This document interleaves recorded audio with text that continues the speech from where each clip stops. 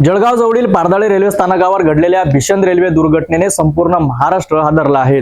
आगीच्या भीतीने पुष्पक एक्सप्रेसमधील 40 प्रवाशांनी घाबरून उड्या मारल्या, ज्यामध्ये अनेकांनी आपले प्राण गमाविले तर अनेक जण जखमी झाले आहेत। बेंगळुरू एक्सप्रेसने घडलेल्या या दुर्दैवी घटनेवर सविस्तर माहिती देत आहेत आमचे प्रतिनिधी भगवान सोनार। घटनास्थळ आहे जळगाव जवळील पारधाळे रेल्वे स्थानक। पुष्पक एक्सप्रेसने प्रवास करणाऱ्या प्रवाशांमध्ये आगीच्या भीतीमुळे भीषण गोंधळ उडाला। या अफवेने 40 प्रवाशांनी घाबरून उड्या मारल्या, मात्र हा निर्णय त्यांच्यासाठी प्राणघातक ठरला। उड्या मारणाऱ्या प्रवाशांपैकी काही जण समोरून येणाऱ्या बेंगळुरू एक्सप्रेसच्या धडकेत सापडले। या घटनेत अनेक प्रवाशांचा जागीच मृत्यू झाला तर काही गंभीर जखमी झाले। सध्या 6 जखमींवर स्थानिक ग्रामीण रुग्णालयात उपचार सुरू आहे। ही संपूर्ण घटना एका अफवेच्या जोरावर घडली असल्याची माहिती समोर येत आहे। मला सांगा, आता आपण पाहतोय की बऱ्याच राजकीय नेत्यांनी तिथे भेट दिलेली आहे। सध्याच्या घडीला गिरीश महाजन तिथे आहेत आणि तिथले पालकमंत्र्यांनी सुद्धा त्यावर प्रतिक्रिया दिल्या। बऱ्याच राजकीय नेत्यांनी सुद्धा त्यावर प्रतिक्रिया दिलेली आहे।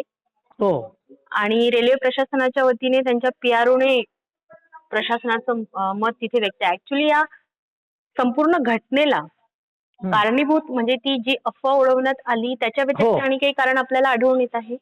नाही, ज्या वेळेस गाडी चालत असते ना त्यावेळेस ते काही चिंग्या उडल्या असतात, त्याच्यामुळे काहीतरी अफवा गाडीमध्येच, पुष्पक एक्सप्रेस मध्येच काही लोकांची अफवा अशी उडाली की गाडीला आग लागली। तर मग काही लोक दरवाजाकडे धावू लागले। त्यात दरवाजाजवळ काही लोक होते, त्यांनी दरवाजाच्या बाहेर उड्या मारल्या आणि बाहेर उड्या मारल्यानंतर समोरून येणाऱ्या बेंगळुरू कर्नाटक एक्सप्रेस जी होती त्या एक्सप्रेस खाली येऊन जवळपास 7 ते 8 लोक जागीच ठार झालेले आहेत। 15 ते 20 लोक जखमी झालेले आहेत। पाचोरा ग्रामीण रुग्णालयामध्ये त्यांना या ठिकाणी उपचार सुरू आहेत आणि काही लोक कटले असल्यामुळे त्या ठिकाणी प्रशासन आता त्या ठिकाणी पोहोचलेलं आहे।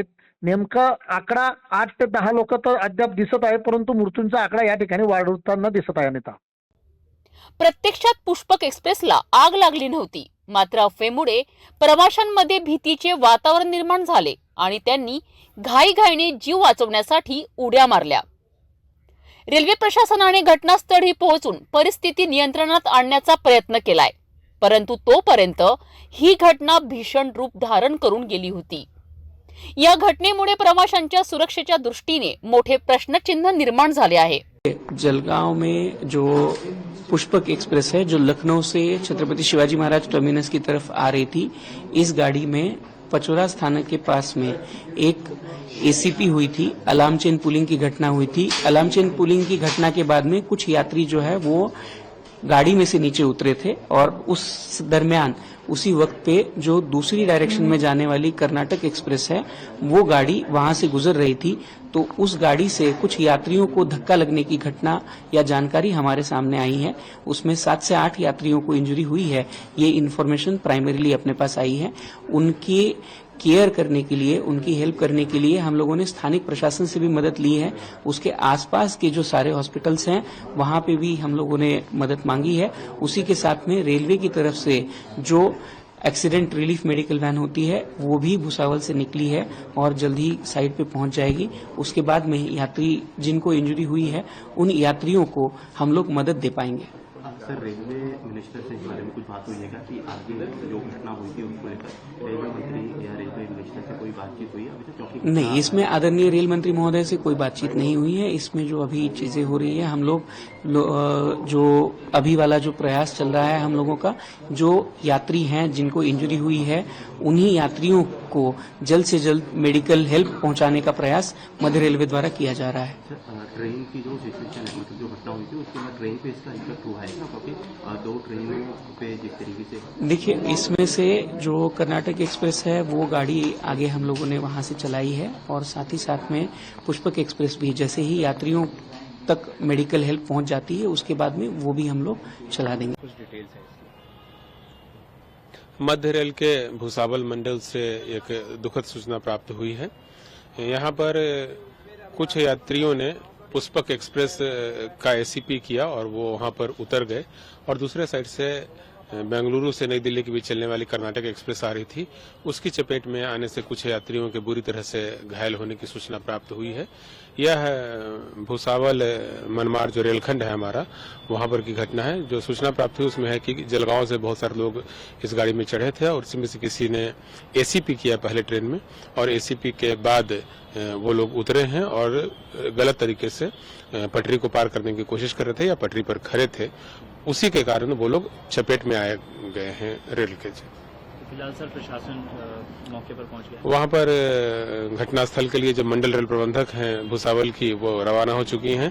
मेडिकल टीम वहां पहुंच गई है, स्थानीय प्रशासन के लोग भी पहुंच गए हैं और रेलवे के सीनियर सेक्शन इंजीनियर भी घटनास्थल पर पहुंच गए हैं। दूसरे वरिष्ठ डॉक्टरों और एम्बुलेंस की व्यवस्था की गई है और उन सबको स्थानीय चिकित्सालय में और जरूरत पड़ने पर भुसावल के किसी अच्छे हॉस्पिटल में इलाज के लिए आवश्यक निर्देश दिए गए हैं। एसीपी क्या वर्ड है, क्या होता है ये? जब चलती ट्रेन में कोई यात्री चेन की पुलिंग करता है तो उसको हम लोग एसीपी कहते हैं। पुष्पक एक्सप्रेस में इसी तरह की चेन पुलिंग किसी यात्री द्वारा की गई है और उसके बाद कई यात्री जो है रॉन्ग साइड में, जिधर से दूसरे ट्रेन के आने की संभावना रहती है, वहां उतर गए, जिसके कारण वो लोग कर्नाटक एक्सप्रेस की चपेट में आए। अभी तक सर जानकारी है क्यों चेन पुलिंग हुई? क्या कुछ ऐसी भी चीजें चल रही हैं कि आग लगी थी ट्रेन में या फिर कुछ ऐसा हुआ था? कुछ यात्री जलगांव से वहां पर चढ़े थे और संभवतः वही लोग उतरने के लिए वहां पर चेन पुलिंग किए हैं और जिसके बाद वो लोग रॉन्ग साइड से जाने की कोशिश कर रहे थे, जिसके चलते वहां पर सभी लोग चपेट में आए हैं। जळगावमधील रेल्वे अपघात घटनेवर परदेशातून राज्याचे मुख्यमंत्री देवेंद्र फडणवीस यांनी ट्विट करत दुःख व्यक्त केले। या घटनेवर राजकीय नेते आणि प्रशासकीय अधिकारी यांनीही आपल्या प्रतिक्रिया व्यक्त केल्यात। जलगांव में पुष्पक एक्सप्रेस का जो दुर्घटना हुई है, वो दुर्घटना में कम से कम जो आंकड़े हमारे सामने आ रहे हैं कि 24-25 लोग उसमें मृत हो चुके हैं। हाल ही में आप देख रहे हो कि मोदी जी की सरकार जब से आई है देश में, तब से रेलवे के एक्सीडेंट बड़े पैमाने में बढ़ते जा रहे हैं और ये लगातार होते जा रहे हैं। सरकार मोदी जी की घोषणा करती है कि हम अब योजना लाएंगे, अब किसी की जान जाएंगी नहीं, निरपराध लोगों की मृत्यु नहीं होगी। कवच नाम की योजना लाई। कितना उपयोग इसमें हो रहा है ये भी स्पष्ट हो रहा है। यानी हमारे जमाने में रेलवे की टिकटें सस्ती थी, लेकिन अब मोदी जी की सरकार में टिकटें तो महंगे हो चुके हैं, लेकिन लोगों की जान सस्ती हुई। ये कब तक सिलसिला चलते रहेगा? कि सरकार का रेलवे पे कोई नियंत्रण नहीं है, इससे निरपराध लोगों की जानें जा रही है। सरकार को उनके मित्रों की मालगाड़ियां ज्यादा से ज्यादा चलाना, प्रॉफिट उनको कम के देना, और जो सामान्य लोगों की जो रेलवे है, जो देश की वाहिनी है, उसमें इस तरह की दुर्घटना होना ये दुर्भाग्यपूर्ण है। मोदी सरकार ने ये बात को ध्यान में लेकर, सही में तो जैसे लाल बहादुर शास्त्री जी के समय में ऐसे एक्सीडेंट हुआ तो उन्हें तुरंत इस्तीफा दे दिया था। तो ये सरकार में अगर उस तरह की धमक हो और मोदी जी की घोषणाबाजी जो होती है, जुमलेबाजी होती है, थोड़ी भी अगर जन की नहीं मन की हो, तो तुरंत इस्तीफा मोदी सरकार ने देना चाहिए। जळगावमधील या भयंकर रेल्वे दुर्घटनेने संपूर्ण महाराष्ट्राला हादरून सोडले आहेत। अफवेच्या जाळ्यात अडकलेल्या निरपराध प्रवाशांनी आपले प्राण गमाविले। अशा घटना पुन्हा घडू नयेत त्यासाठी प्रशासनाने योग्य ती पावले उचलण्याची गरज आहे।